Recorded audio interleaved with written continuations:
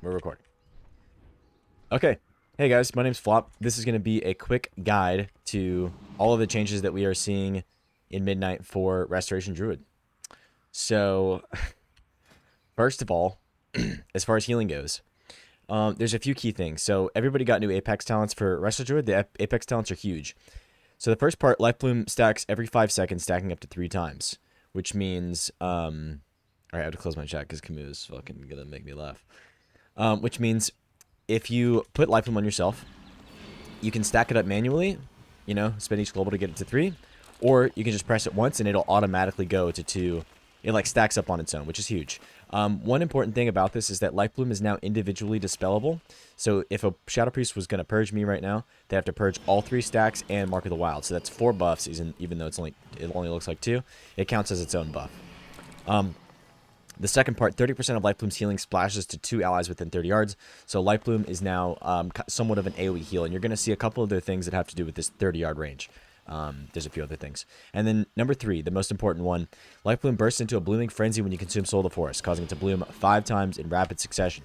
So that means once you get the Soul of the Forest buff, if you take some damage, and then you consume the Soul of the Forest, here, I'll take a little bit more damage. Consume the Soul of the Forest buff. It's going to bloom 5 times in a row. Oh, hold on. Into regen proc. Give me 1 sec. So that little burst of healing is just from me pressing Rejuvenation with Soul of the Forest up, which causes it to bloom 5 times. But as there's a new part of this as well, your efflorescence now follows the target of your Life Bloom. Okay. So instead of placing efflorescence on the ground, it's now just going to follow me around. If I move over here, it'll spawn over there. Every time it heals, it moves and it follows. So that is also going to make, like I said, with the 5 blooms. Hold on 1 sec. I'm going to cut this part out. So like I was saying earlier, with the 5 blooms, it's also going to cause Verdancy to proc 5 times. Because whoever has your Life Bloom is also always going to be in your efflorescence. So essentially, every time you consume Soul of the Forest, you're going to be healing the target of your Life Bloom a ton. Everybody inside of your shroom is going to be getting healed with Verdancy. And, like I said before, Soul of the Forest now causes your next Rejuvenation or Rego to apply to 2 additional allies within 20 yards of the target.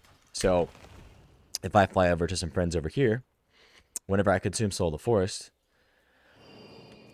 not only is it going to heal everybody in my efflorescence, which is right here, if I consume Soul, it's also going to apply this Soul of the Forest Rejuvenation to, as you can see, this guy and this guy over here. So that's really the main difference. Druid, the way our mastery scales now is you just have a lot more of it. It scales up really quickly with just a few hots. You can top somebody with just Swift Mend into Rejuvenation. As long as they have your Life Bloom on them, you're going to be doing a ton of burst healing. So it's a lot more reactive now. You don't have to have a bunch of healing over time effects on somebody in order to top them. There was a couple of small changes, like Cultivation is no longer a hot. It's just kind of a heal. There's some builds that I've been playing around that have it. I've been playing Keeper of the Grove with double Swift Mend. Verdant Infusion could be good. Wildstalker could be good. This talent right here, Spirit of the Thicket, is huge. This makes your Iron Bark a massive cooldown. So now when you press Iron Bark on somebody, if you're playing this hero tree, this hot does a ton of damage and it scales with Mastery. So it heals for a ton. That makes Iron Bark a big CD. Another big change is going to be having NS Clone. So far in Midnight, I have not used Nature Swiftness on a regrowth 1 time. I mean, ever since like the first time I tried it, it just does not a lot of healing. So NS is almost exclusively going to be used for NS Clone, which is huge. Having instant CC is a giant thing. You now have instant Cyclone, instant Bash, or instant Incap Roar, instant Maim. So you have 3 different DRs if you want to that are all instant cast, allowing you to play more offensive at certain points. And then the final big change. There's one more thing before I move on to this. Instant Wild Growth. They changed how Grove Guardians work. It's no longer an instant thing. It's just baked into Swiftmend and Wild Growth. So anytime you Wild Growth, you spawn one of these. And anytime you Swiftmend, you spawn one of these. Which is why Keeper of the Grove scales so well. Because once you get in tree form and you're proccing 4 treants, you just have 45% increased healing on everybody. And I've been playing Wild Growth a decent amount. I'm not pressing it on cooldown, but it is an important part of your new healing rotation. So another thing that you have is the new Heart of the Wild. Heart of the Wild's now a 2-minute cooldown instead of 5 minutes.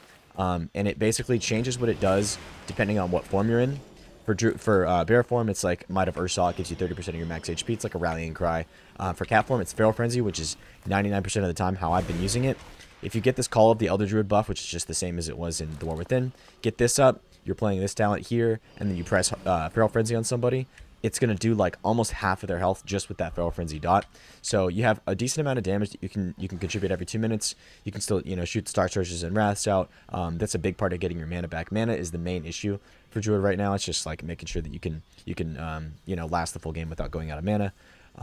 Yeah, you do good damage. You have good instant CC. Your healing's a lot more reactive, so you're not having to spend so many globals as long as people are somewhat close together, especially when they're close together. It's super beneficial. But yeah, I'm excited for Druid in Midnight. So far, things are looking pretty sick. But yeah, that's pretty much it. Thanks for watching.